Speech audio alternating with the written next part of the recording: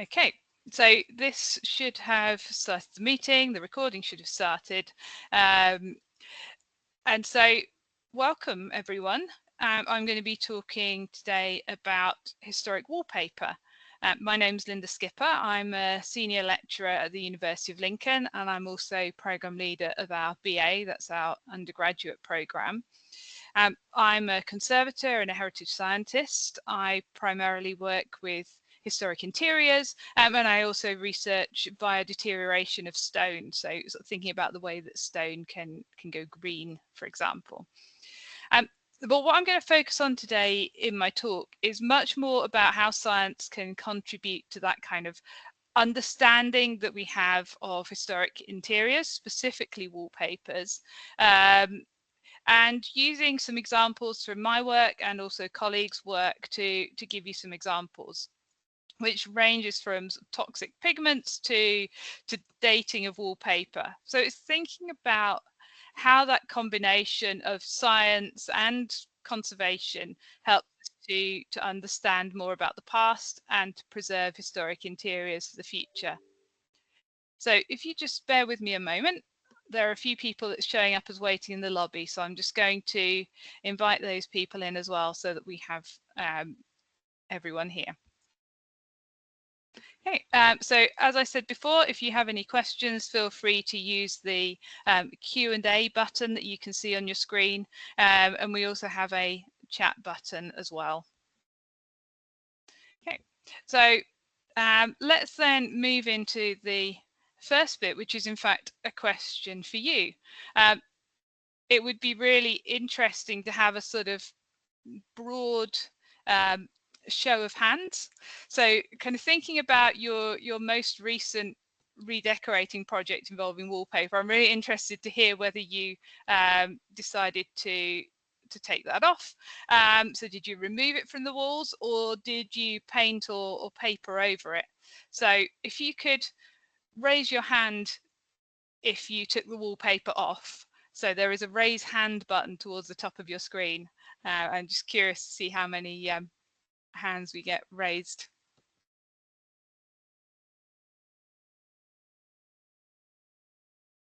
Ooh.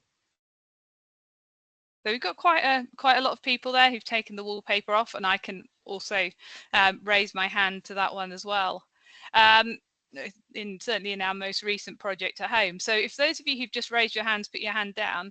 How many people here decided to cover over the wallpaper that was already on the wall? So if you want to put your hands up if that was something that you've done.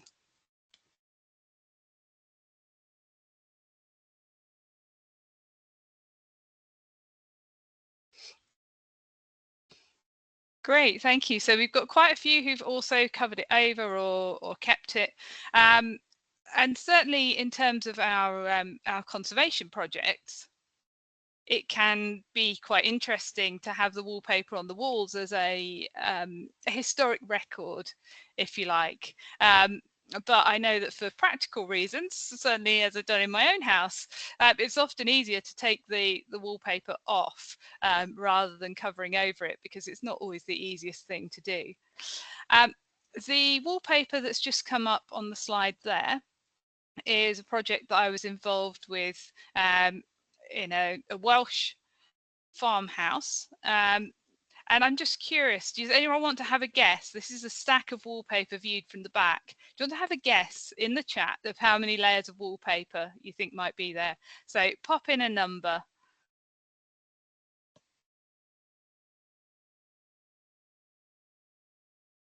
Oh, hi, Rachel. Are you struggling to see the slide? Sorry to hear that. I'm not sure if everyone else is okay, then it might be easiest to come out and come back in again and see whether that fixes things.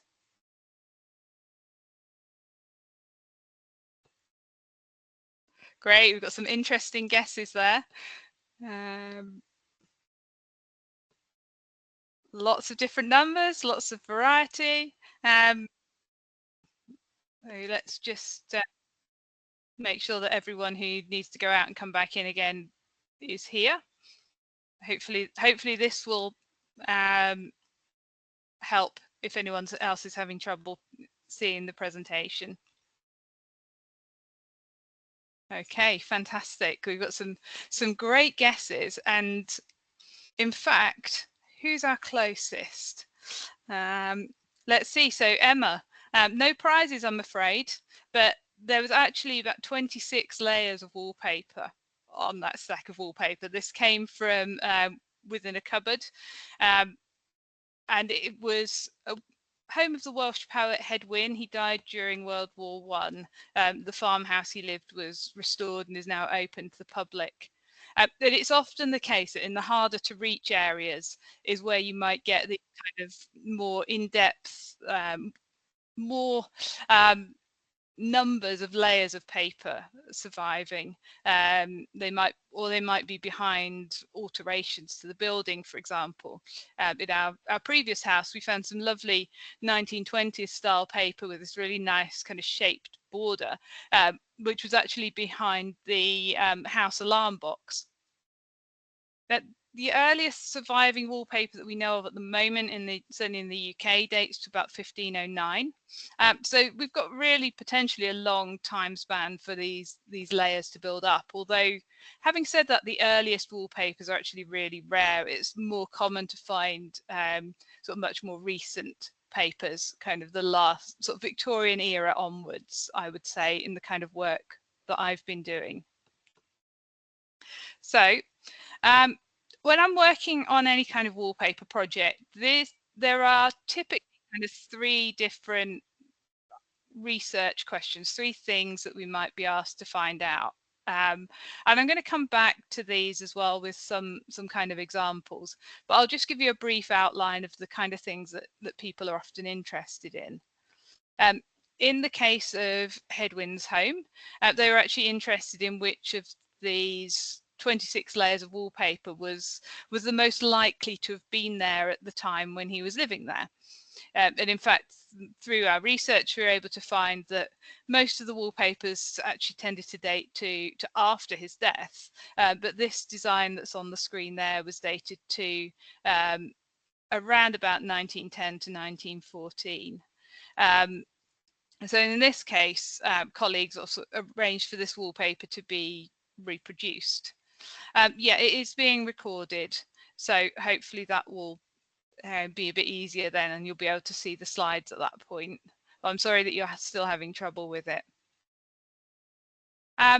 So people might, for example, decide to recreate an interior from a particular time period because of some historical association or because of perhaps the date of the building. And it's worth mentioning that in this kind of research question, typically you wouldn't just look at the wallpapers alone, you'd look at that as part of an overall decorative scheme. So you might be looking at what colour the skirting was, the ceiling, the dado rails, the window frames, for example, and there would be paint alongside the wallpapers to try and give sort of a broader context. And what you can see here is actually from the Iriscan website, the final outcome. So this is with the reproduced wallpaper that they placed on the walls.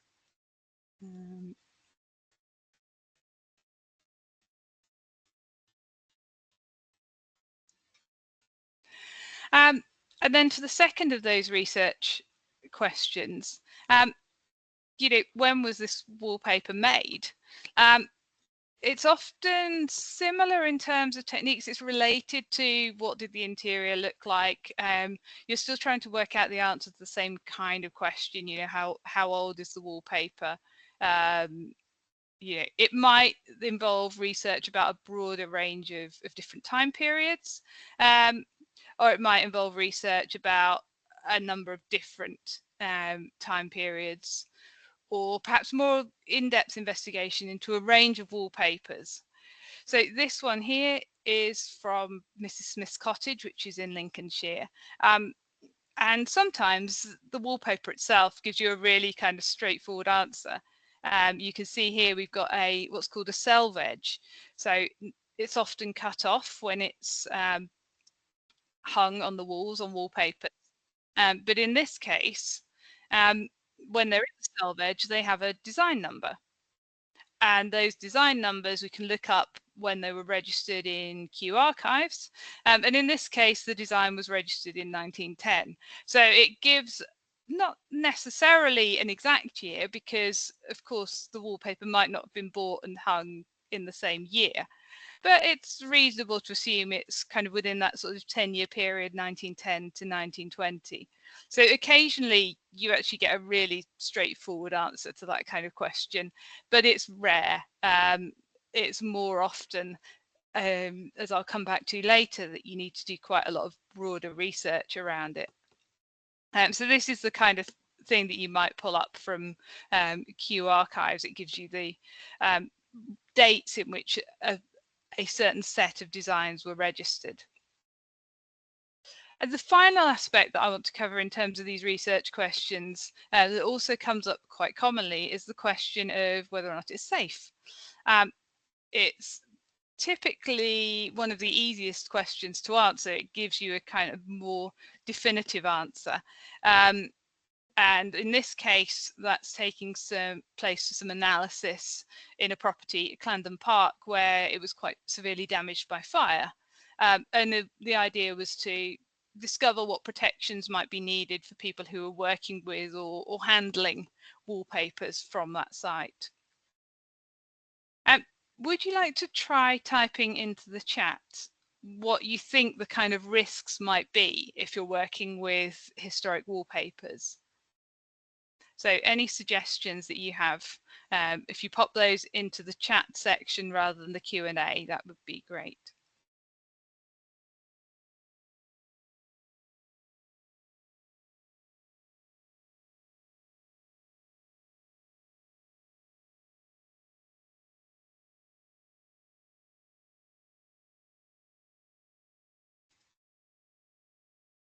Fantastic.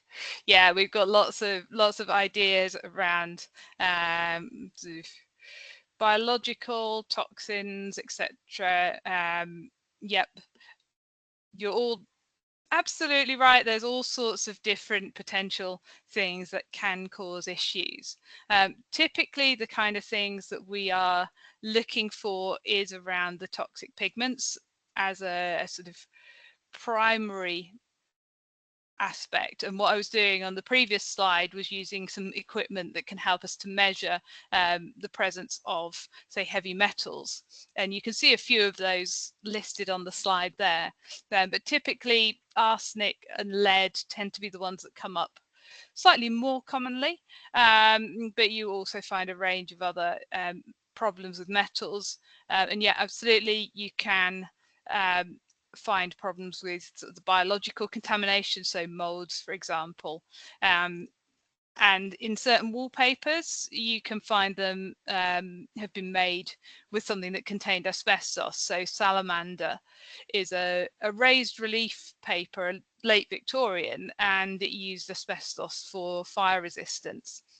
Now, I don't get involved in the asbestos testing part of it. That's not one of my areas of expertise, but it's always worth being aware of that and the kind of risks are around, and various scientific tests can help with questions relating to that. So one example of the kind of thing that you might be asked, I worked with a local RAF base, and they have a loose section of wallpaper that they'd found, which they would show to visitors, and they were wondering whether or not that was definitely okay. They just wanted a bit of reassurance to know that it was completely safe. And I used something called X-ray fluorescence, which gives us the chemical elements present to see what exactly we'd got in there. And it was very clearly kind of a sort of later 20th century paper.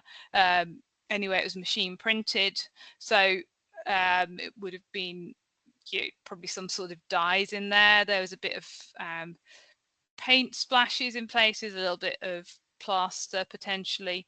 And so the XRF picked up some elements which weren't anything that gave us particular cause for concern.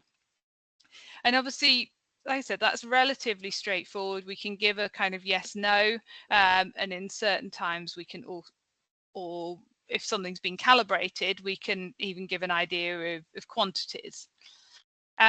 So that then feeds into how we make decisions around display, conservation, storage, because you have to think about safe protocols for handling and access.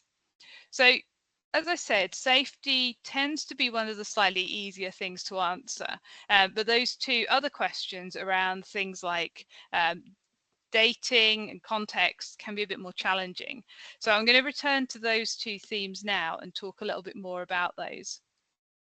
But just for a bit of fun, again, I'd like you to have a go and see if you can have a guess as to which paper matches with which date. So I've got 4 papers there and then 4 dates, which are dated roughly based on context, style, design, and so on. So I'd be interested in what you think the answers are. So can I ask you again to please type into the chat which date you think number 1 might be?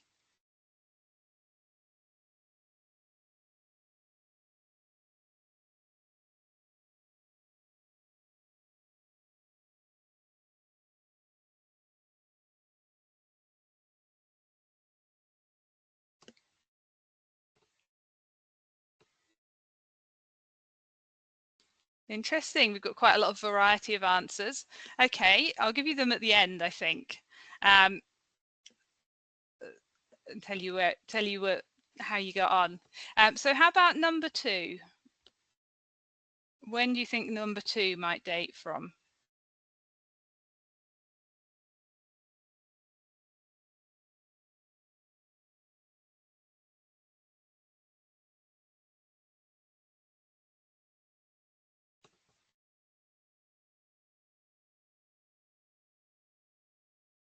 Cool. Interesting. Okay, how about number 3?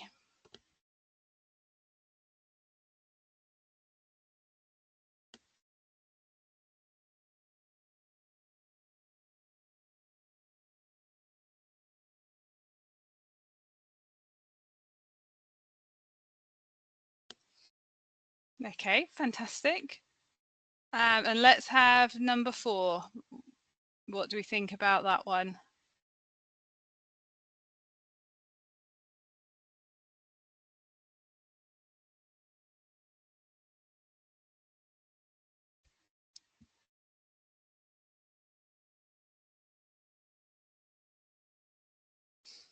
Okay, brilliant.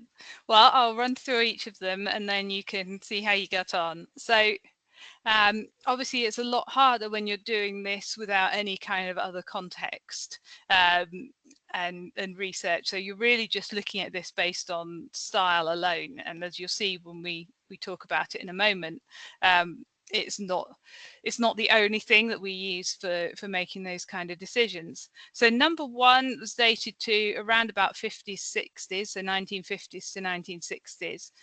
This one was actually pasted face down on the wall, so it was used as a lining paper for another paper that we dated to about the 1960s. So we were basing that on the fact that it would have been slightly older than the one it was used as a lining paper for. Number 2 is, we actually had a pattern number for this one. It's dated from 1906 and it's a Lindsay P. Butterfield design, potentially from a company either called Jeffrey & Co. or Essex & Co. And that one was found in some work I did at St Pancras Hotel. Number 3 is from the 1930s. That was in that sequence of 26 papers from the Welsh property that I mentioned. And then you'll see a little bit more of number 4 in a later picture, but that's our earliest one. And that one was found in Lincoln, and it's about the 1820s based on the other context of the papers and the age of the building. So I think what we've probably already established from you having a go at that is that dating wallpapers is not straightforward. Another challenge is that papers are not always produced in one short time scale and then that's it, they stop. this design, the original of this design, was mid-19th century, and it was designed for the Palace of Westminster. But the paper that you see here was one that came from St Pancras Hotel, and it's a reproduction from the early 2000s. So it's a reprint of the design, and reproductions are certainly not anything new. Obviously, styles were often produced over a fairly broad number of years, and it's also personal choice. People aren't necessarily picking up something, picking something for a wall because it's the height of the most modern fashion. People will choose something just because they like it, and everyone has different tastes, and everyone prefers perhaps wallpaper from different time periods. We're currently looking at redoing our kitchen in a 1950s style, so we'll need some wallpaper that would match in fairly nicely with that. And just because a wallpaper design was first made at one particular date, it doesn't mean it was necessarily then hung at that time, or that the wallpaper was produced then, because we have these sort of longer spans of production periods and the later reprints. And as I've said, people may choose kind of the equivalent of a retro or historic style to fit in with a particular theme in a house. So just because something stylistically might look like it fits well to a particular era doesn't necessarily mean that that's always going to be the case, that it's always going to sort of fit within that. So when we're thinking about this kind of challenges around dating wallpaper, the reality is that you're looking at a range of different aspects. So you're thinking very broadly about the context. So, what layers it's in, what the history is of the building. You're thinking about the style of the wallpaper itself, which can also be informed by sort of broader research into different patterns, different styles, into archives. And then that's where you also get the science coming into it as well. You can do some analysis to help to try and understand those. So often, it's not that you would use science on its own for this. It's part of a broader picture to help with understanding. So in terms of something like the context, what we can see in the picture on the slide is that I actually walked past a building that was undergoing some renovations in Lincoln. And when you've got an open doorway with builders, you can't always help peering in, see what's going on. And I saw these wallpapers in the hallway, and they very kindly let me pop in and remove them all. And you can clearly see on the slide here that you've got a certain amount of context. So when a wallpaper is at the top layer, it's going to be newer than the wallpaper that's on the lower layer. And it doesn't necessarily give you an exact production date. But if you can place one, it gives you a better starting point for where the others might sit. And you can also find out things like the building that I took the wallpapers from, it dated from the early 1800s. So you're not going to have wallpapers that are older than that. And we can also see that the wall was initially painted. So it was likely that that's a fairly earlier layer, and you can see that oldest paper on the slide there that I suggested as being about the 1820s. So sometimes the context can really help in terms of understanding how wallpapers work. And of course, there's lots of published books. I've put a couple of examples up here. And websites like the V&A wallpaper website, which again I've taken a screenshot from here, just to give you an idea. So lots of museum collections, pattern books, samples, for example, can help with understanding some of those different wallpapers. Sometimes there's also archives to the building itself. When I was working with Mrs. Smith's cottage, she kept a diary about when she did all her redecoration, and that's really helpful. There were photos or paintings showing the interiors at different times. So with some buildings, sometimes there are receipts for building work. And so again, you won't necessarily find something absolutely exact or precise. It's unusual to be able to find the exact pattern, but it may help with the overall sort of overview of where things fit and what they are. And I showed this image as well in relation to, is it safe? But when it comes to analysis, you can sometimes use one technique to give information to help with answering multiple questions. So, for example, if a wallpaper pigment contains lead, we can assume that unless there's been some kind of cross-contamination, it predates the point at which lead was banned, although it may not be particularly precise. So in the UK, lead wasn't fully banned until the early 1990s, although it certainly decreased in use by that point. So what I'm going to do now is to focus a little bit more on that analysis part of it and just show you some of the different things that science can do in terms of the analysis, how it can be used. So this is William Morris Venetian patterned wallpaper, which came from St Pancras Hotel. And actually, it was pretty clear from the archives as well when that was hung. Conveniently, there was an account book that said they actually hung the Venetian pattern paper, including the fact that it was 5 shillings each piece.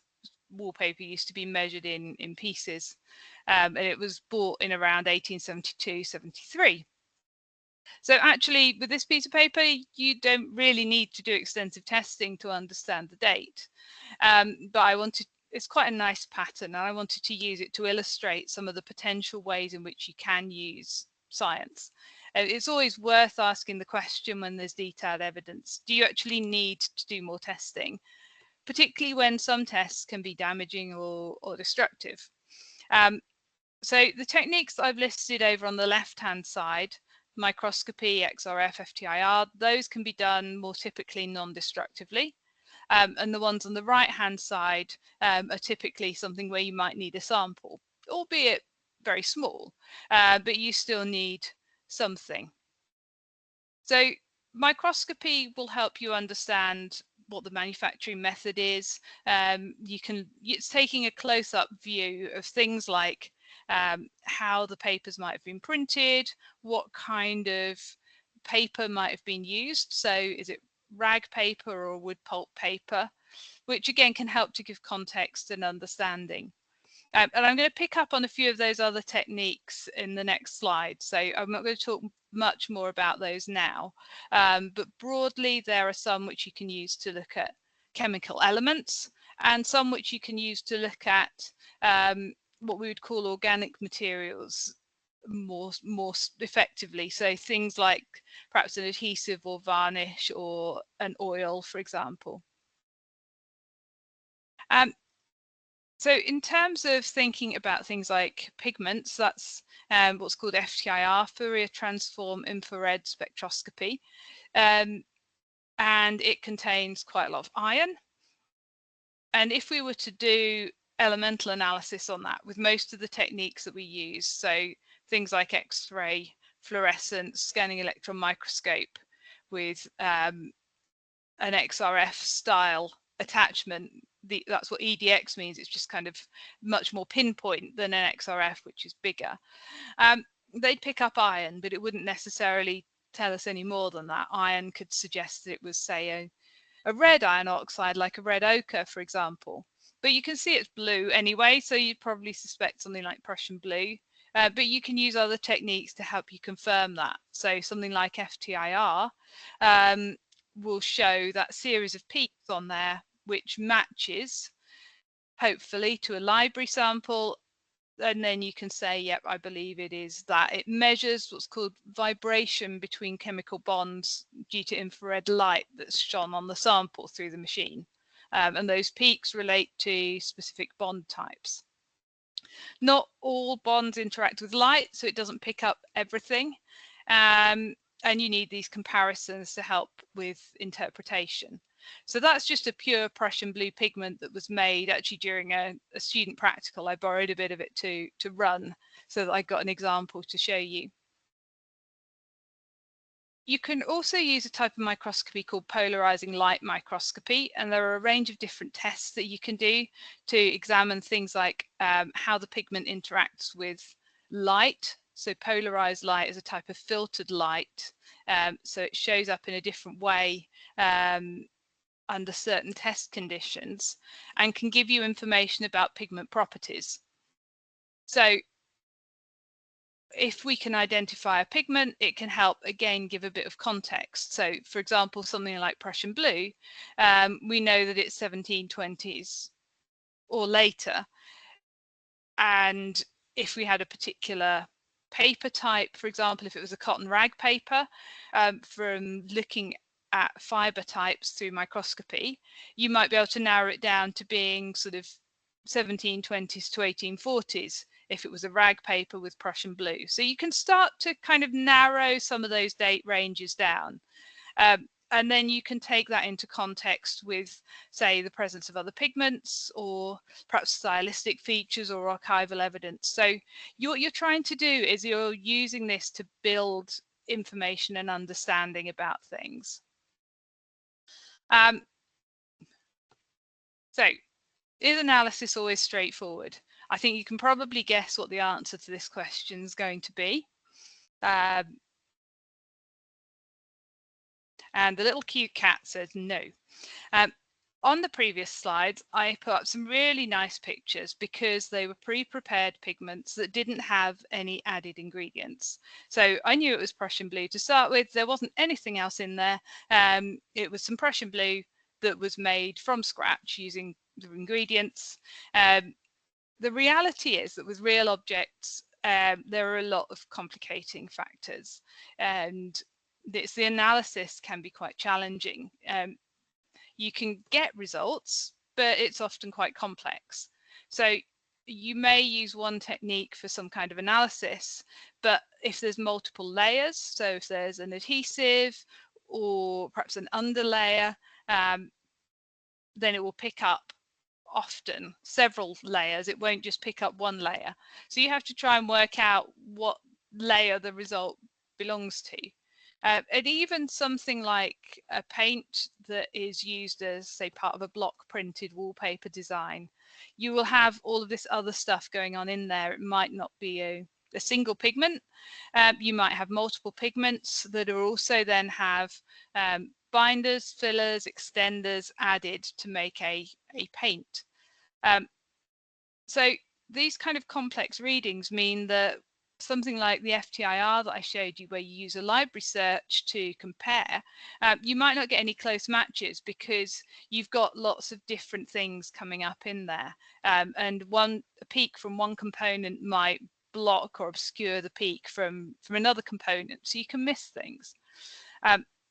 Something like XRF, it might pick up this kind of, as I said, you might get a base layer, you might get, say, an aluminium size material that's been used to size the paper before the design's been applied.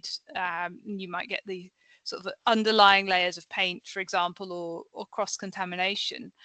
Even dirt, if it's not clean, will show up in certain readings. So the challenge really is to unpick what all of this means in terms of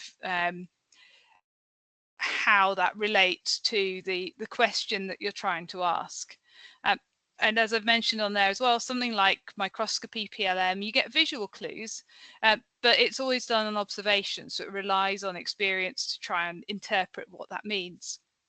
So sometimes even then the results can still be quite ambiguous, and sometimes I know people think that science can provide all the answers. Well, it certainly isn't necessarily the case. It can be, it's a really helpful thing to do, and it can really aid understanding, but it isn't necessarily something that's going to give you an absolute answer like this was made in 1880, because of all of those kind of problems and questions around it. But it will help to build information to understand what we have.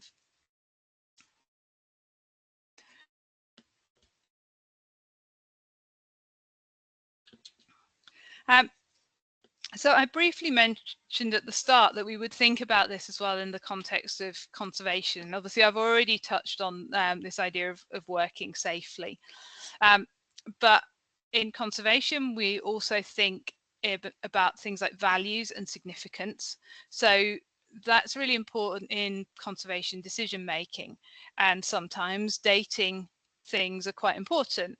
Perhaps if something is original to a property or a building, it might increase the significance and mean that you make particular conservation decisions around that. There is also that kind of broader information that helps us understand things like material culture around choice and use of materials and consumers and how things were used. So there's that kind of broader research question and understanding about how people made decisions in the past and what they did, that sits alongside perhaps those questions that relate to, say, specific properties, for example. There are questions around cleaning, for example. If you knew that something was water soluble, the obvious answer is you don't clean it with water. So if something needs cleaning, it can help to understand those materials to help influence those choices that you'd make. You can also start to think about how you choose repair materials. For example, you might want to use a material that's easily distinguished from the original, so that people can tell what's old and what's new. And then we have aspects like storage and display. So understanding not just the safety aspect of it, but also, say, a more modern wood pulp paper is more likely to become acidic over time. It's more likely to become fragile because of an understanding of how that material deteriorates. So it can mean that there are increased risks from handling, particularly if it forms perhaps part of a handling collection. So having that understanding can be really helpful to give us some context. And I will just briefly mention the image on the slide there is actually reproduction wallpaper from around about the 1960s, which, as you can see, had some considerable damage to that. So understanding that it's a reproduction paper and the context in which the reproduction was produced can help with thinking about how that's approached as a conservation project in future. So yes, it is indeed a Clarendon paper.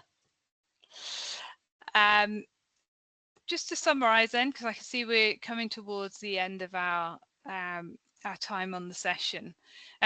I hope that what I've done here is just given you an idea of how we can use science as a tool. It's part of a broad tool that also goes together with the archival research, historical research, understanding the building, understanding wallpapers stylistically, and having multiple techniques that help to inform our understanding will give us a more confident answer. But even so, generally, when I've been working with wallpapers on that kind of projects, you're much more likely to end up with something that gives you, oh, sorry, my light's just turned off. If I sit still for too long, the light goes off. There we go. So you'll get a date, maybe a date range. You won't get something really, really specific and really precise unless you have those kind of maybe diaries in the house that say, I wallpapered this room today, and then you can really link things through very exactly. So what you're looking for is these multiple techniques that are all hopefully pointing to the same kind of answer, so that way you can build understanding. But it's important to really know what you're doing and why, and what those kind of questions are that you want to ask, and why you need an answer to that. So how is that going to help you with understanding? So just to finish up, I will just say I have obviously highlighted some elements from a few different projects that I've been involved with, but I do want to acknowledge my colleagues, including Pip, who's joined us for Pip McDonnell, who have also been involved in various projects. We tend to work quite collaboratively as part of a team. So do feel free to email me if you have any questions later or anything you want to talk about in terms of wallpapers. But I'm also really happy to take some questions now as far as we can. So thank you very much.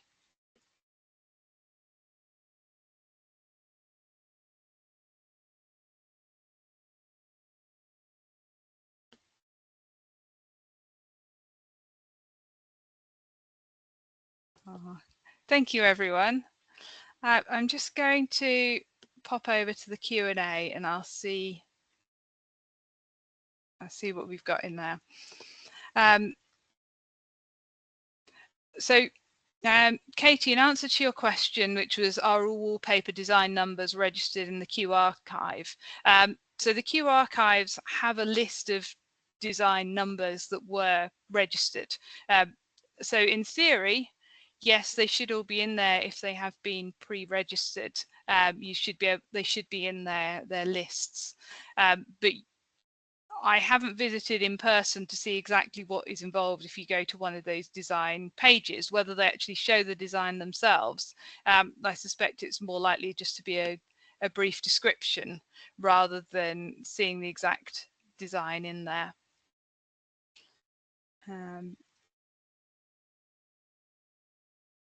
Okay, so Claire's asked about what options are there over preservation in situ, or is there legislation? Could it be considered as a fixture under a listed building? So certainly if buildings are listed in particular, there will be hopefully an interest in at least doing the research and documenting what was there. But at the moment, it isn't considered necessary to preserve it as long as it's been researched, and usually there would be some information put together in kind of a report or similar, perhaps keeping samples if the wallpaper needed to be removed. And then, for example, it could be donated to a museum if it couldn't be kept in that building. So preservation in situ obviously is quite a nice option if it's possible, but it isn't always possible because of the maybe the challenges with work that's going on the site. Sometimes wallpaper can be removed, conserved and returned to site if that's appropriate. Or as I said, sometimes it can be removed, and we've done some work before where, for example, we've mounted samples of wallpapers in a book that then goes back to the property that we've worked with, or it could go back as framed examples of what's there, or like I said, it could be donated elsewhere. So hopefully that answers your question, Claire, in that context. And Isabella has asked about extenders. So you can have in paint, you can have basically things that make paint go further. Is probably the short answer. It basically makes it cheaper to produce and easier to use. So paint companies will put all sorts of different stuff in there that might be potentially helpful with that at different time periods. I can see a few questions have come up in the chat. So we've had a question about how would you treat losses. So it depends if the aesthetic value is, say, the strongest value from that aspect. I think that's quite an interesting thing to consider. So there is a possibility of reproducing areas or filling areas depending on how big they are. You could, for example, as had to be done in Iriscan, is just to reproduce the whole thing and then keep the sample, but there wasn't really very much of that wallpaper remaining. So it's very much an individual decision about how much is lost and how that needs to be presented as to what you might do at that stage. So there are a range of different options, from reproduction to infills to leaving a gap if that would be appropriate.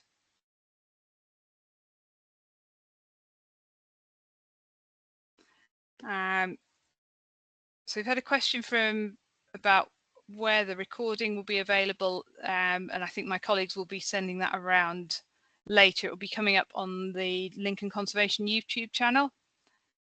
Thank you very much, Pip. That's great.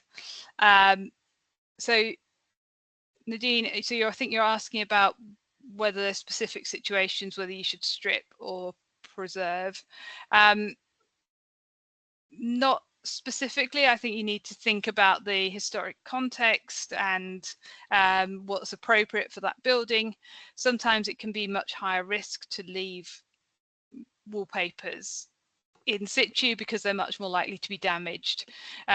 So there's not an absolute single answer to that. Again, it's all very much on a kind of case by case basis.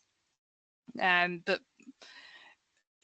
if there's any kind of what we might want to do is to think about a risk assessment for the wallpaper and decide how serious those risks could be and what the risks and benefits are from leaving it in place or from removing.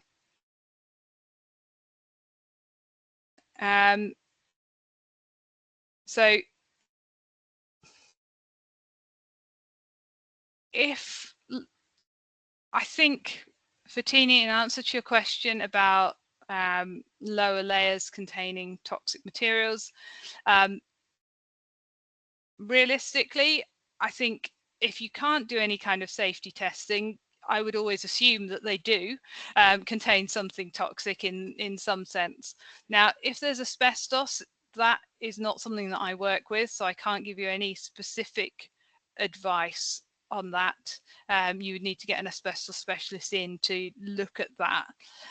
But certainly if something, say, contains lead, which is not at all unusual because we see quite a lot of lead paints around that kind of time, then you would think about handling. So if, for example, you need to remove an upper layer of wallpaper, then you need to think about how you protect yourself from potentially disturbing some lead and making sure that you've got some PPE, personal protective equipment, in place. Sometimes you can remove a whole stack and then separate maybe in a fume hood if needs be or under extraction.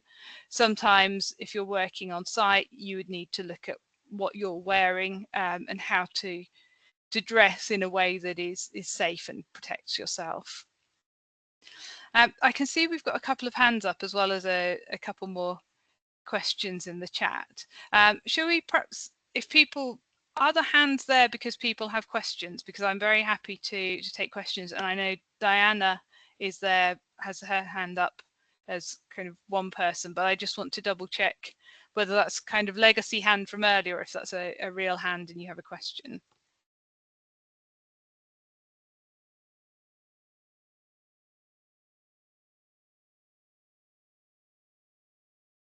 Okay.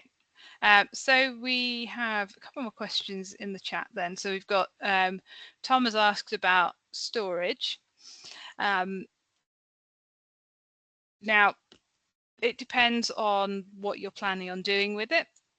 If it might need conservation, then you can think about, for example, how you might mount it.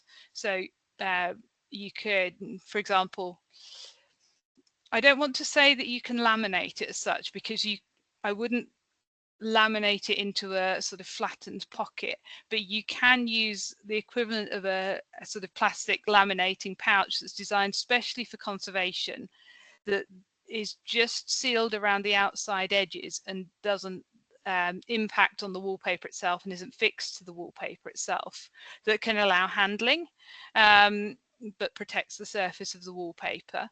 Or it can be stored in an acid-free envelope, for example.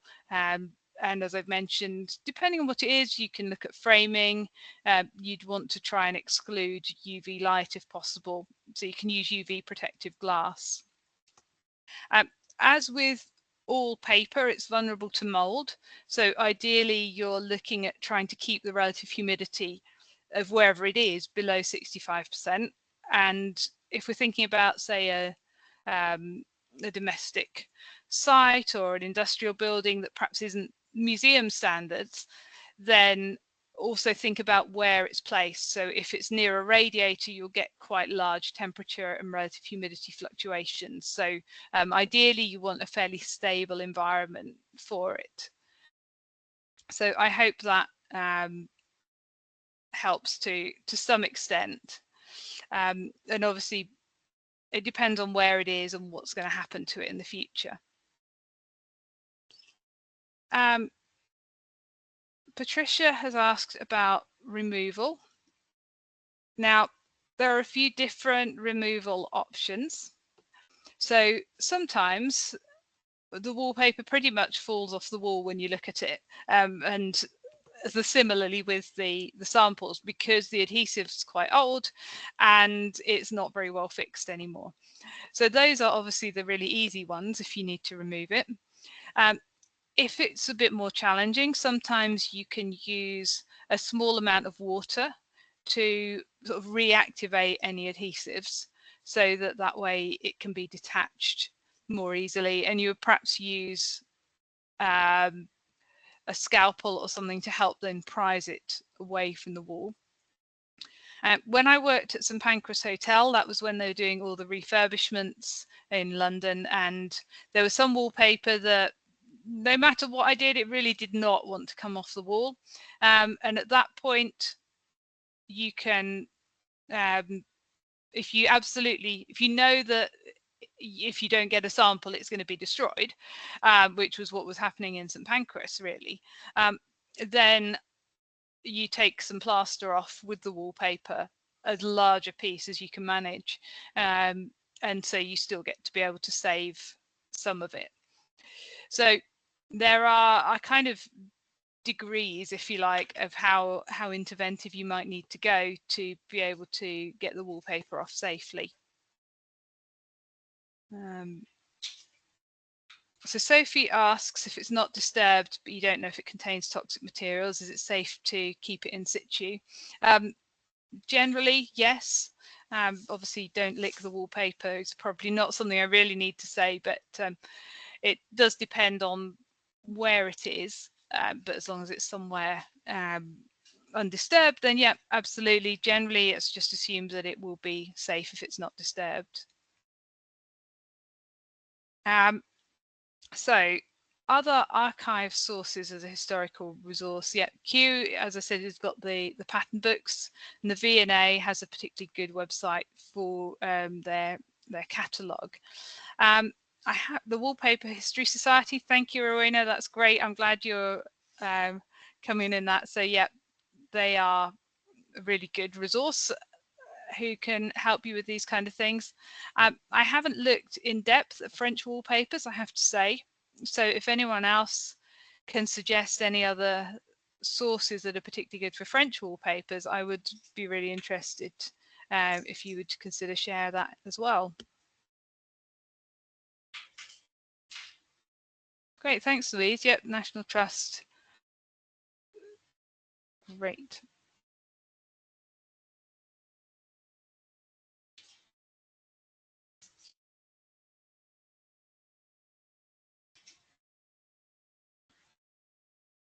Okay, thank you. I don't think I can see any other questions in the main chat. I'm just flicking over to the Q&A. We've had a question from Matthew about training. It depends on your background as to what would potentially be available. So it's a bit hard for me to say that exactly. So I learnt through a master's program I studied here at Lincoln, but it's not a specific wallpaper or paint based course. It was a general course, and I developed my sort of specialist areas within that. I don't think there is any university training courses that specialize particularly in wallpapers or paint, but you can study, for example, paper more generally. And then finally in the Q&A, we've had a question about other wallpaper layers which aren't concerned by the restoration project. They can potentially just be left in situ, but it would have to be a question of sort of discussing that with what was happening. Sometimes it's appropriate to, say, protect things in situ if there's building work going on and it's not part of the main project. So it would very much depend on what was needed.